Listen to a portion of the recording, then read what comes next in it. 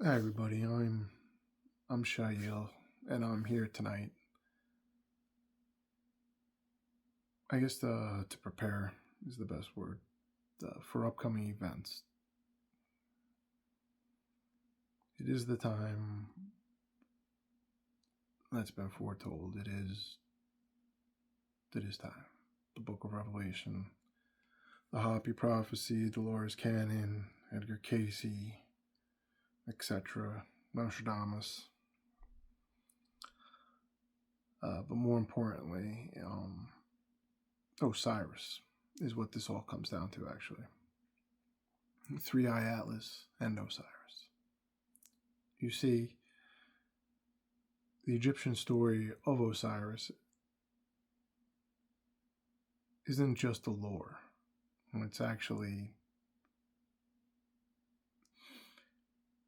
It's the meaning of life. It's why we're here. It's the lesson. It's the guide. And it's more than that. All these things are fractal meanings. Okay? So micro, macro. Its micro meaning is the meaning of life, believe it or not. And its macro meaning is what's happening in our skies with Three Eye Atlas, our sun, and our atmosphere and our solar system right now. So, what is happening? So, the story of Osiris.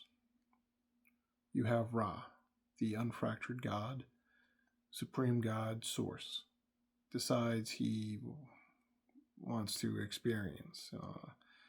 So he dies and is born as Osiris, spirit.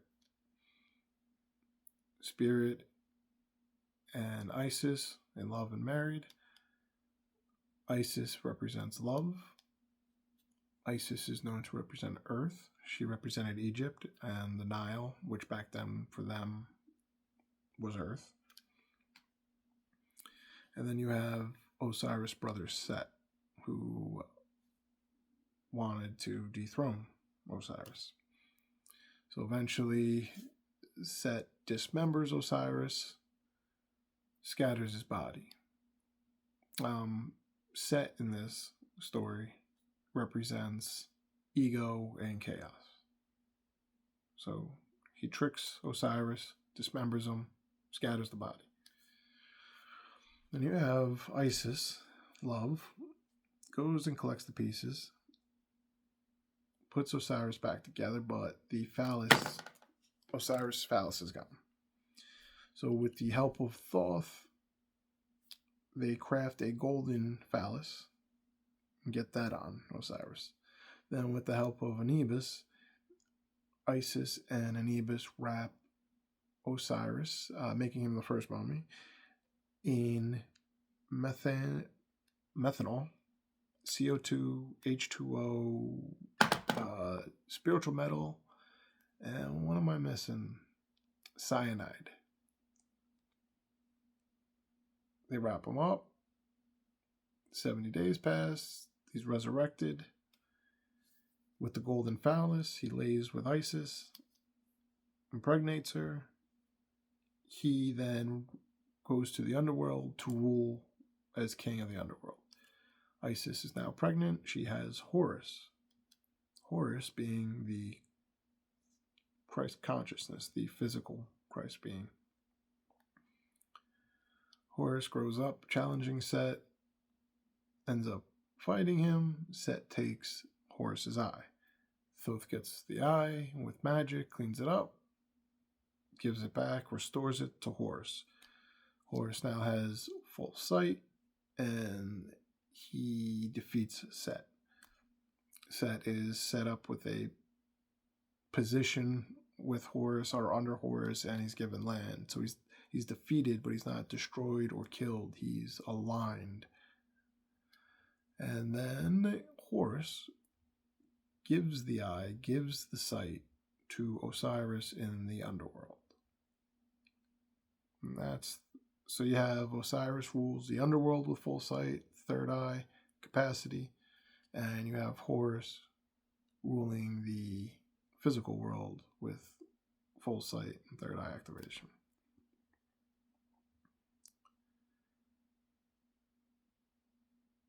So what does this mean? Well, with the January 22nd alignment with 3-Eye Atlas as Osiris, Earth as Isis, the Sun as Ra, and behind is Mercury, a straight line alignment. Tells a story. Osiris is going to lay with Isis as the golden phallus is presented, already wrapped in the mummy elixir, the resurrection elixir. And when Isis and Osiris meet and Osiris seeds, birth Horus. 3-Eye Atlas is going to seed Earth, the solar flare that ejected today on the 18th. 1.95 solar flare, which will land on January 21st, is the golden phallus. So the golden phallus will unite with 3-Eye's dust particles on Earth. And when they unite, they will seed Earth, and together it will birth the Christ consciousness on Earth. That's what this alignment is telling us. That is what the story of Osiris is telling us. Now, there was another alignment that involved our Egyptian gods.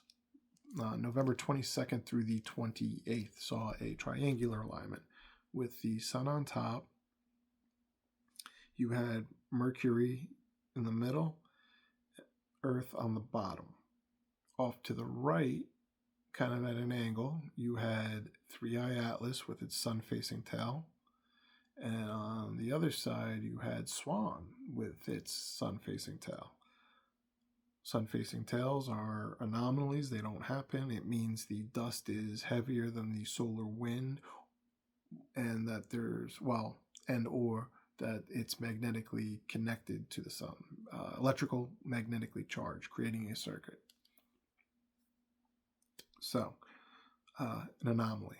Doesn't happen. So you have this triangle.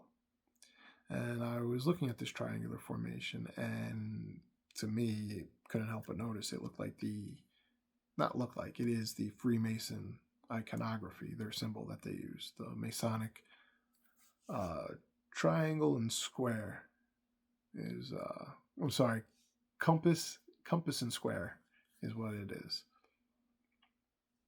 Their symbol, it's the mathematic geometry compass, and then the square, the level.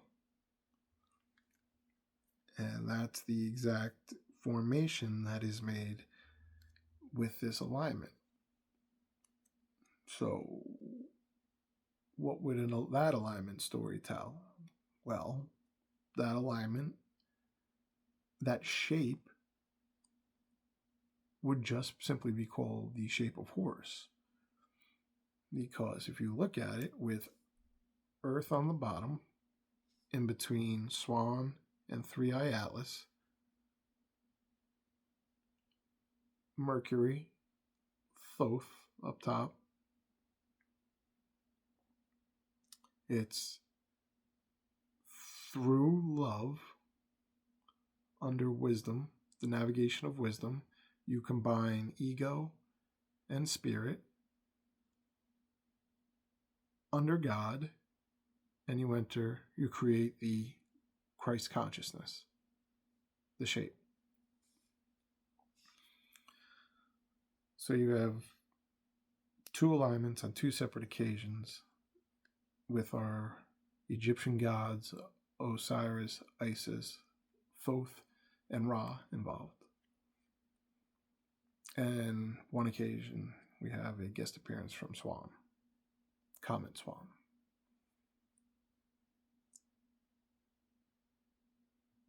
There are more omens or signs that have led to my understanding of what it is that we are facing. But these, what I've prepared for you tonight, just sharing this. I'm going to share the other things in other videos, but I wanted to get these out of the way, because especially about the alignment on the 22nd and the flare coming in on the 21st. We're in it, folks. It's not to be feared, though, okay? I know I'm talking about a heavy subject, the apocalypse, but apocalypse actually means revelation. It's not the end of the world. It's not read your story, read the book. It's not a long book. Actually, I would say go Google, I forget the name of it, but if you just Google easy, the Bible made easy, or something like that, it'll translate for you better, make it a little easier to understand what's going on. But essentially, it's not the end of the world. There are going to be events. The sky is going to look scary. The earth's going to shake, all that stuff, yes.